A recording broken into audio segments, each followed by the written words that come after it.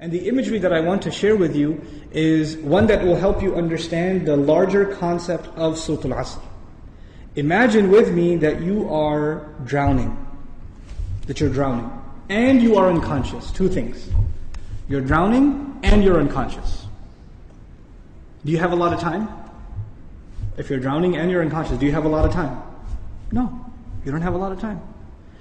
Which means your time is running out. And you know in Arabic, what word is used for when time is running out? The word for that is al-asr. And asr literally means time that is running out. It's the last part of the day when the day is running out. It's time of asr prayer. Okay, asr literally comes from asir, juice that is squeezed out, time that's being squeezed out of your hands.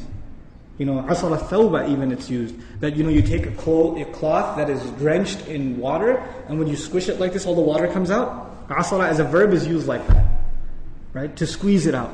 So Allah talks about this time. You're drowning, you're unconscious, your time is running out. What's the first thing you need to do to be able to survive if you're in that position? If you hope to survive, what's the first thing you're going to need? What do you think? Wake up. That's the first thing you're going to need. If you're unconscious, then you're finished. The very first condition has to be you have to wake up. And even if you were in the most wonderful dream, and in your dream you were enjoying the greatest success, you're driving a Ferrari down, they have these car commercials with the hills and the highways on the side, the water on the other side, right? You're in one of those cars, the top's been dropped off, and you're just cruising along the highway, enjoying life. That's your dream. But when you wake up, what do you realize? You're drowning. You're underwater. That's the first condition. You have to wake up. Once you do wake up, you say, oh man, this is a nasty reality, and I was enjoying such a good dream. I should go back to sleep. If you do that, what kind of person would you be? Insane. You'd be insane. Or someone at least who has no courage to accept reality. Because they found reality to be very difficult, they decided they're going to put themselves back to sleep even though they woke up. Does this person, if he drowned, can he blame anybody else? The one who woke up and went back to sleep? You think? Someone who never woke up, maybe, right? But the one who woke up said, this is not good. And they went back to sleep. They have no one to blame but who? Themselves. They have no one to blame but themselves. Now, let's imagine that they did wake up. What do you have to do next? Oh, it's pretty bad, I'm drowning. Even if you don't know how to swim, will you not use every muscle in your body to make certain kinds of motions to go towards the surface? Wouldn't you do that? And you will make certain kinds of motions that make you go further down, and certain kinds of motions that will make you go up. And once you discover which ones help you go up, you will only do those, right? You will do those. In other words, the first thing was you have to wake up. The second was you have to swim. You have to do something to try to get to the surface. When you got to the surface, you gasped for air, and you got pulled back down. You got pulled back down. And you know who you got pulled back down? You won't believe this. There's a chain around your foot, and your relative, your cousin, is sleeping, and he dragged you down. And now you're drowning because of your sleeping cousin. What do you have to do now? You got to wake him up. And you're not even waking him up because you want to save him. Who are you waking him up for? Maybe you want to save him. Maybe you don't even like your cousin. I don't know, right? But what's the point? The point is you're trying to wake him up because if you don't wake him up, who's also going to drown? You yourself. So you wake him up, and he says, man, I was driving a Ferrari, you woke me up for no reason, I'm going back to sleep. Forget you. Can you just say, okay, well, I didn't like you anyway, suit yourself? Can't do that. If he goes to sleep again, what are you going to do? No, man, wake up, let's go, we can't give up. You can't not accept reality.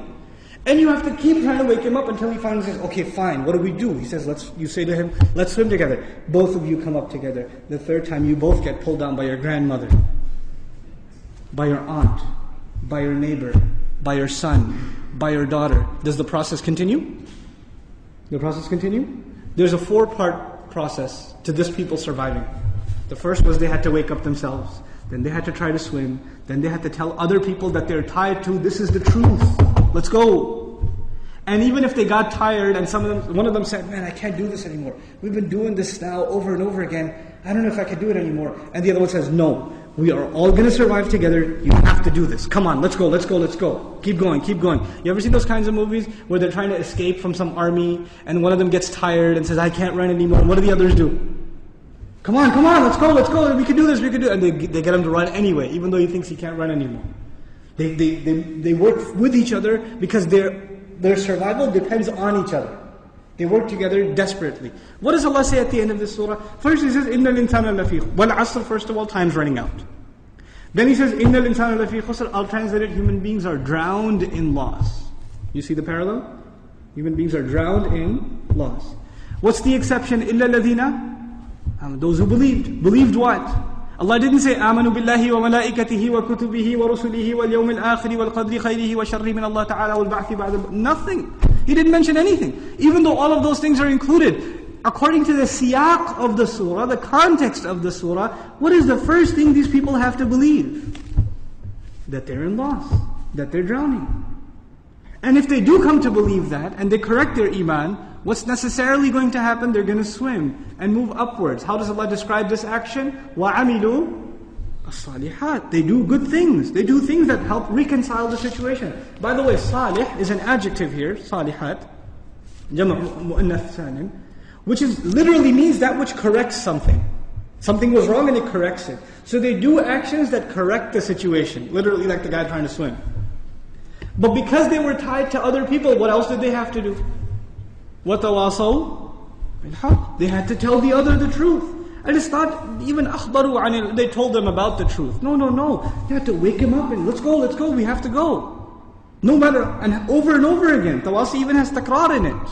It has repetition. Over and over again they said, this is the truth, this is the truth, this is the truth. You know why? Because the people you're trying to save, even if you wake them up temporarily for 20 minutes, 30 minutes during a khutbah, guess what happens when the khutbah is done? They go back to sleep. They start drowning again. So what do you have to do? You have to go and wake them up again. Then they get sleepy again. Then you got to wake them up again. This is tawasi bil haqq. And you might get tired of doing it. You might become impatient. So Allah also adds, وَتَوَاصَوْا بِالصَّبْرِ. You got to keep doing it. Sabr means consistency, constancy, perseverance, patience. You got to remain on point. You got to keep doing this. Because your survival depends on it. In the end, if you do all of these things but you have no patience, and you give up, you drown too. So even if you had iman, and you had good deeds, and you told people about the truth, but you didn't have sabr, you still drown. So how many conditions do you have to fulfill to survive? All four. All four conditions are required. They're critical and they're necessary.